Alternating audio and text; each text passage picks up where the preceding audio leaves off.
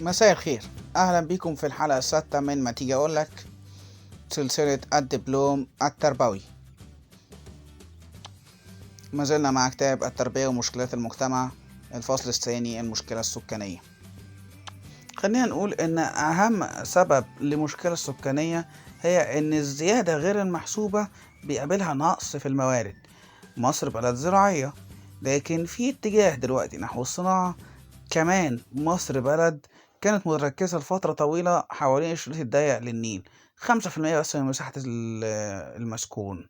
لكن دلوقتي الموضوع بقى أكبر بكتير، خصوصا مع التطورات الكبيرة على المستويات الصناعة والبناء والزراعة.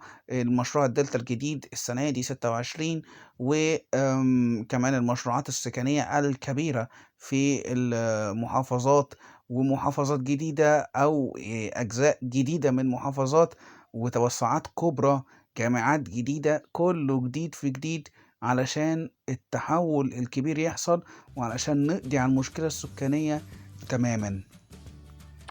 باختصار، المشكلة السكانية هي حالة عدم التوازن بين عدد السكان والموارد أو الخدمات المتاحة. بيترتب على نتائج منها البطالة، الأمية، التسرب من التعليم، الزواج المبكر وزواج القاصرات، تفشي الأمراض والأوبئة، انخفاض مستوى دخل الفرد. كنتم مع مصطفى حسين.